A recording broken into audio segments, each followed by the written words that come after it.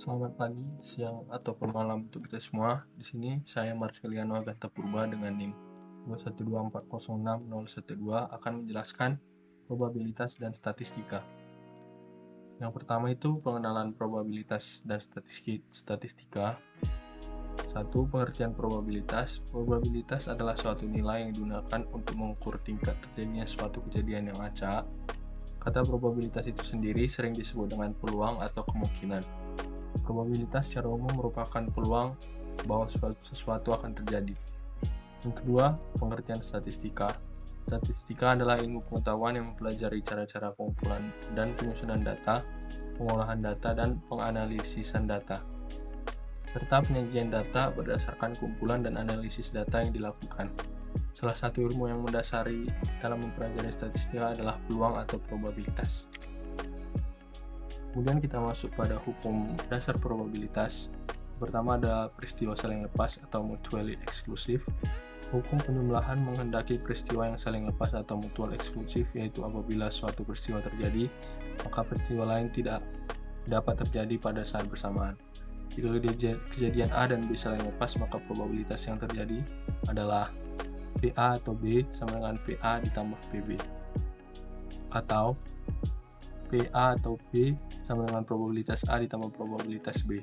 Bila sebuah dadu dilemparkan, tentukan probabilitas A. Peristiwa mata dadu 4 muncul, B. Peristiwa dadu lebih kecil dari 3 muncul. Jawab, probabilitas A sama dengan 1/6, probabilitas B sama dengan 2/6. Jadi PA atau PB. Jadi PA atau B sama dengan probabilitas A ditambah PB. Sama dengan 1/6 ditambah 2/6 sama dengan 3/6. Jadi hasilnya setengah. Kemudian ada peristiwa atau kejadian bersama. Peristiwa atau kejadian bersama atau non-mutually eksklusif atau joint, yaitu dua peristiwa atau lebih dapat terjadi bersama-sama, tetapi tidak selalu bersama. Probabilitas peristiwa atau kejadian bersama dirumuskan sebagai berikut. PA atau B sama dengan probabilitas A ditambah probabilitas B sama dengan PA dan B.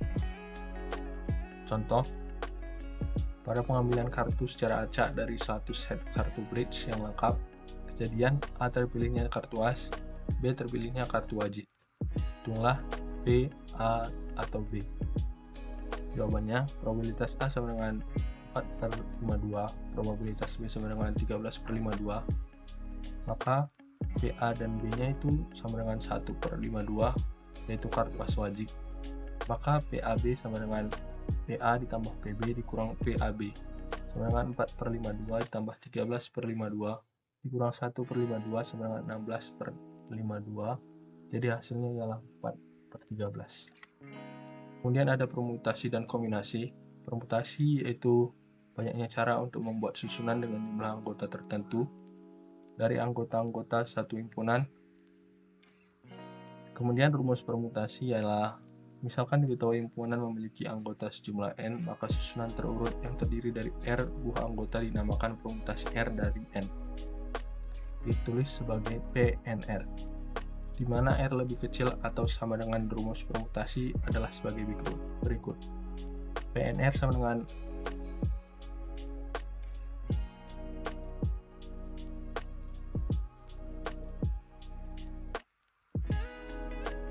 rumus permutasi adalah sebagai berikut.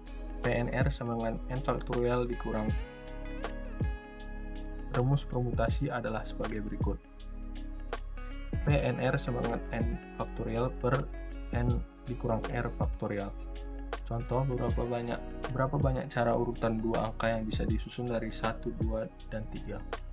Pembahasan, P32 sama dengan 3 faktorial per 3 dikurang 2 faktorial. Kemudian sama dengan 3 dikali 2 dikali 1 per 1, maka hasilnya 6.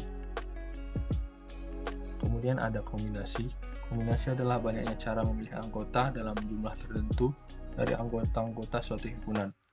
Kombinasi juga diartikan sebagai banyaknya cara membuat himpunan bagian dengan jumlah anggota tertentu dari anggota-anggota suatu himpunan.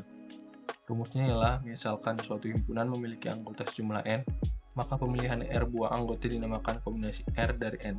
ditulis sebagai CNR, di mana R lebih kecil atau sama dengan N. Rumus kombinasi adalah CNR per N faktorial per R faktorial dikali N dikurang R faktorial. Contoh berapa banyak cara memilih dua angka dari 4, 5, dan 6. C32 sama dengan 3 faktorial per 2 faktorial dikali 3 kurang 2 faktorial sama dengan 3 dikali 2 dikali 1 per 2 kali 1. Maka hasilnya 3. Kemudian kita masuk kepada kaidah peluang. Pertama, kaidah penjumlahan. Kaidah penjumlahan dapat terjadi apabila terdapat beberapa kejadian yang berbeda dan hanya satu kejadian saja yang dilakukan pada waktu yang sama. Jika kejadian tersebut terjadi dengan N satu cara, atau kejadian tersebut terjadi dengan N dua cara, atau kejadian tersebut dapat terjadi dengan N tiga cara, atau seterusnya, kejadian tersebut dengan NP cara, maka kejadian dengan ciri demikian dapat terjadi dengan N1 ditambah N2 ditambah N3, seterusnya sampai NP. Contoh soal, di rumah Wati terdapat 3 sepeda, 2 motor, dan 2 mobil. Jika Wati ingin berpergian, dengan ada berapa cara Wati menggunakan kendaraan di rumahnya? Penyelesaian. A itu kejadian Wati menggunakan sepeda, yaitu 3. B kejadian Wati menggunakan sepeda motor, yaitu 2. C kejadian Wati menggunakan mobil dengan nilai 2. Maka total cara ialah A ditambah B ditambah C. Jadi 3 ditambah 2 ditambah 2 sama dengan 7 cara. Kemudian ada kaidah penggandaan, adalah metode menghitung banyaknya anggota suatu kejadian tanpa terlebih dahulu mendaftar seluruh anggota kejadian tersebut. Kaidah penggandaan umum menyatakan jika suatu kejadian dapat terjadi dalam N cara dan kejadian tersebut diikutilah kejadian kedua yang dapat terjadi dalam N cara. Jika kedua kejadian tersebut diikuti oleh kejadian ketiga yang dengan terjadi dalam N cara, demikian seterusnya, maka K kejadian yang terjadi secara berurutan tersebut dapat terjadi dalam N1 dikali N2 dikali N3 seterusnya sampai NP. Contoh, terdapat 6 jalur jalan menghubungkan kota A dan kota B serta 4 jalur jalan menghubungkan kota B dan C. Jika seseorang ingin menuju kota C dari kota A, maka cara yang dapat ditempuh ialah diketahui M sama dengan 6, banyak jalur menuju A ke B. N ada 4, banyak jalur menuju kota B ke C. Jadi banyak jalur menuju kota A ke C ialah M dikali N sama dengan 6 dikali 4, kemudian hasilnya 24 cara.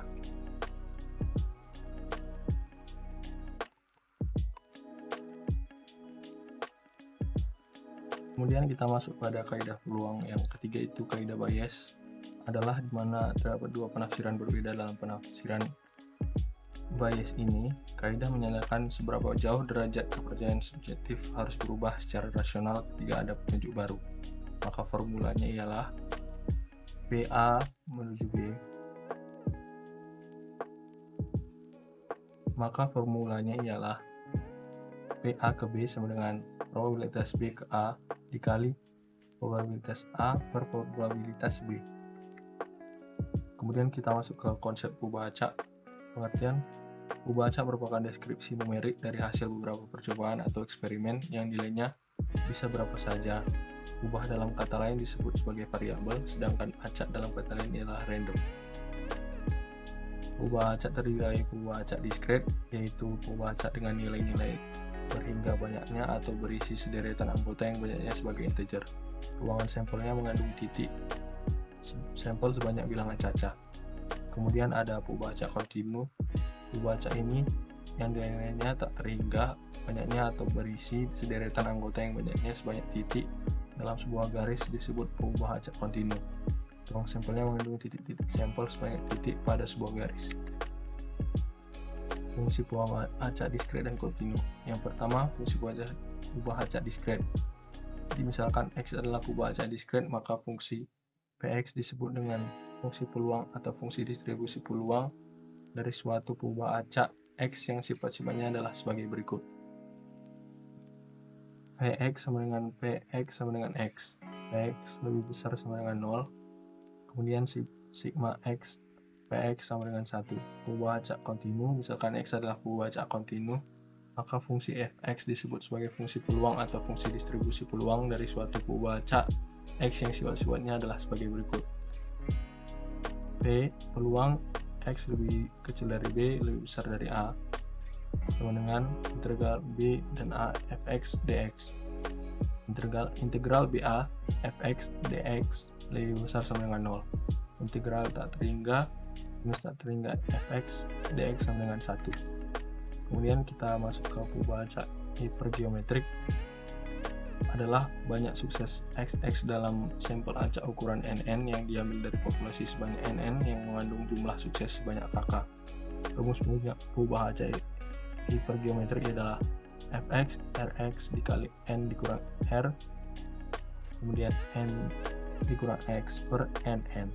Keterangan N kapital yaitu jumlah populasi, NN jumlah sampel, KK jumlah sukses, XX jumlah sukses terambil.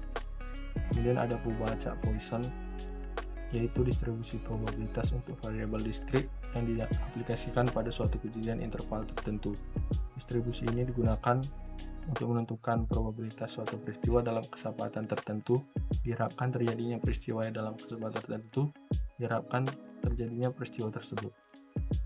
Rumusnya itu Px sama dengan U pangkat X dikali E pangkat minus U per X faktorial, di mana Px yaitu probabilitas peristiwa, U itu rata-rata, X yaitu jumlah sukses, kemudian E sama dengan 2,7182. Kemudian kita masuk sebaran seragam atau uniform, merupakan peluang diskrit yang paling sederhana di mana suatu pembaca memiliki nilai peluang yang semuanya sama. Sebaran seragam, jika suatu pembaca X diambil dengan nilai X1, X2 sampai XK memiliki peluang yang sama, maka sebaran diskrit seragamnya diberikan oleh F X menuju K sama dengan 1 per K, X sama dengan X1, X2 sampai XK. Notasi FXK dipakai sebagai pengganti Fx untuk menegaskan ketergantungan F pada K.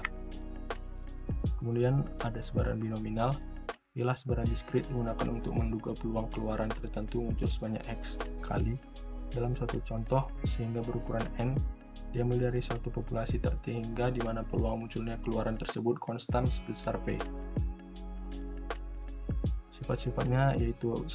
Eksperimen terdiri dari N buah percobaan berulang. 2. Setiap percobaan memberikan hasil yang dapat disebut atau dilabeli sebagai berhasil atau gagal. Peluang berhasil yang disebut P bersifat tetap sepanjang percobaan. 4. Percobaan yang satu bersifat bebas secara statistik dan percobaan yang lain. Rumusnya yaitu sebaran binominal. Jika suatu percobaan binominal menghasilkan keluaran berhasil atau sukses dengan peluang P dan gagal dengan peluang Q sama dengan 1 dikurang P, maka sebaran peluang dari perubahan acak binominal X, yakni banyaknya keberhasilan dalam N buah percobaan yang saling bebas, ialah Bx N P sama dengan C NX P pangkat X Q pangkat N dikurang X untuk X sama dengan 0, 1, 2, 3 sampai N. N yaitu banyaknya ulangan, X banyaknya keberhasilan dalam perubahan X, P peluang berhasil dalam setiap ulangan, Q peluang gagal sama dengan 1 dikurang P pada setiap ulangan. Kemudian ada sebaran multinominal yaitu perluasan dari distribusi binominal. Misalkan sebuah eksperimen berhasil menghasilkan peristiwa yang dengan peluang terhadap eksperimen ini kita lakukan percobaan sebanyak N kali, maka peluang akan terdapat peristiwa EK di antara N ditentukan oleh distribusi multinominal. Rumusnya yaitu jika suatu percobaan dapat memberikan K jenis hasil E1, E2 sampai EK dengan peluang P1, P2 sampai PK, maka sebaran peluang dari percobaan acak ubah acak yaitu X1, X2 sampai XK yang menyatakan kemunculan E1, E2 sampai EK di dalam N kali percobaan yang saling bebas adalah Fx X1, X2 sampai XK, P, P1, P2 sampai PK, kemudian N sama dengan N, X1, X2 sampai XK, P1 pangkat X1, P2 pangkat X2 sampai PK pangkat XK, di mana sigma dimulai dari data 1 sampai ke K, X1 sama dengan N, dan sigma dimulai dari data 1 sampai data ke K, PI sama dengan 1. Kemudian kita masuk sebaran frekuensi. Sebaran frekuensi adalah suatu uraian atau ringkasan yang dapat dibuat dalam bentuk tabel suatu kelompok data yang menunjukkan sebaran atau observasi dalam beberapa kelas. Dalam suatu tabel frekuensi dapat berisi informasi tentang jumlah atau disebut dengan frekuensi, frekuensi relatif, frekuensi kumulatif, kurang dari, dan frekuensi kumulatif lebih dari. Berikutnya adalah jenis-jenis sebaran frekuensi. Yang pertama, frekuensi biasa, berisikan jumlah frekuensi dari setiap kelompok data. Distribusi frekuensi ada dua jenis, yaitu distribusi frekuensi numerik dan peristiwa. Kemudian ada frekuensi relatif, berisikan nilai-nilai hasil bagi antara frekuensi kelas dan jumlah pengamatan. Distribusi frekuensi relatif menyatakan proporsi data yang berada pada suatu kelas interval. Distribusi frekuensi relatif pada suatu kelas didapatkan dengan cara membagi frekuensi dengan total data dari pengamatan atau observasi. Berikut adalah rumusnya. F relatif sama dengan FI per sigma F dikali 100%. I sama dengan 1, 2, dan 3, dan seterusnya. Keterangan FI sama dengan frekuensi kelas ke I. Sigma F yaitu jumlah frekuensi.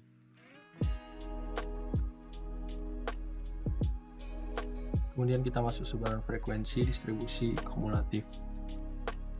Berisikan frekuensi kumulatif atau frekuensi yang dijumlahkan. Distribusi frekuensi kumulatif memiliki kurva yang disebut ogive. Ada dua macam distribusi frekuensi kumulatif, yaitu kumulatif kurang dari dan kumulatif lebih dari. Kemudian kita masuk ukuran pusat atau pemusatan. Yang pertama, min merupakan nilai rata-rata atau rata-rata data dengan rumus yaitu U sama dengan sigma XI per N. Dengan keterangan U yaitu rata-rata hitung populasi, N ukuran populasi, X rata-rata hitung sampel, N ukuran sampel, XI data ke I. Kemudian kita masuk ke yang kedua, yaitu median, merupakan kumpulan data yang telah diurutkan dari yang terkecil sampai terbesar. Nilai yang tepat di tengah-tengahnya bila data itu ganjil, atau rata-rata kedua data yang di tengah bila banyak data genap. Rumusnya jika N ganjil yaitu MD sama dengan N tambah 1/2, jika 6 MD sama dengan XN per 2 ditambah XN per 2 ditambah 1/2. Kemudian kita masuk modus. Modus merupakan nilai paling sering muncul. Modus tidak selalu ada. Hal ini terjadi bila semua data sama. Kemudian modus juga bisa lebih dari satu jika terdapat nilai yang sama yang lebih dari satu. Hal ini dikatakan dengan istilah binominal. Kemudian kemenjuluran, kebencengan atau kecenderungan atau skewness adalah tingkat ketidaksimetrisan atau kejauhan simetri dari sebuah distribusi. Skewness diartikan sebagai kemiringan distribusi data. Sebuah distribusi yang tidak simetris akan memiliki rata-rata, median, dan modus yang tidak sama besarnya, sehingga distribusi akan terkonsentrasi pada salah satu sisi dan kurvanya akan melenceng. Ukuran kemiringan kurva adalah derajat atau ukuran dari ketidaksimetrisan suatu distribusi data. Jika distribusi memiliki ekor yang panjang ke kanan daripada ke kiri, maka distribusi disebut melenceng ke kanan atau memiliki kemencengan positif. Sebaliknya, jika distribusi memiliki ekor yang panjang ke kiri daripada kanan, maka distribusi disebut melenceng ke kiri atau kemencengan negatif. Persentil. Kemudian kita masuk ke persentil. Persentil adalah salah satu metode untuk membagi data menjadi 100 sama banyak. Jadi ada 99 buah nilai persentil. Cara mencari persentil data tunggal yaitu berasal dari kata persen atau persen 100 atau per 100. Jadi persentil merupakan pembagian data terurut dalam 100 bagian sama banyak. Dari 100 bagian tersebut ada 99 buah pembatas nilai persentil. Rumus data tunggal yaitu PI sama dengan data ke dikurang I dikali N tambah 1/100. N itu banyak data, I bilangan bulat kurang dari 100. Kemudian rumus data kelompok yaitu PI sama dengan TB ditambah I per 100 dikali N dikurang FK per FI dikali P. N jumlah seluruh frekuensi, TB tepi bawah kelas persentil, I bilangan bulat kurang dari 100, P panjang kelas interval, VI, FI frekuensi kelas persentil, FK jumlah frekuensi sebelum kelas persentil. Kemudian desil adalah metode kuantitatif untuk membagi satu set data peringkat menjadi 10 subbagian yang sama besar. Jenis peringkat data ini dilakukan sebagai bagian dari banyak studi akademis statistik di bidang keuangan dan ekonomi. Di sini perlu kita ketahui bahwa pada dasarnya pembagian desil mirip dengan pembagian yang dilakukan menggunakan persentil atau kuartil. Yakni ada data tunggal dan data kelompok. Desil data kelompok itu rumusnya DI sama dengan I dikali N tambah 1/10. D itu desil, I-nya bilangan bulat kurang dari 10, N banyak data. Desil data kelompok yaitu DI sama dengan DB ditambah 1 I/10 dikali N kurang FK per FI dikali P.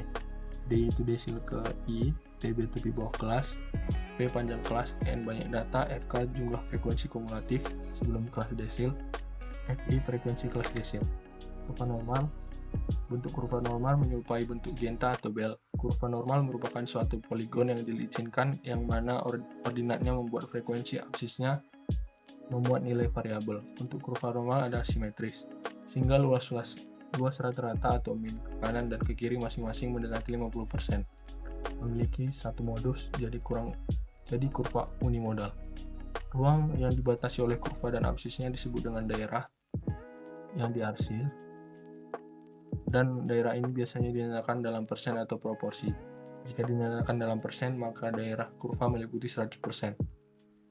Jika dinyatakan dalam proporsi, maka akan mencakup bilangan 100, 1000, 10.000 dan seterusnya bergantung dari jumlah data awal yang diteliti.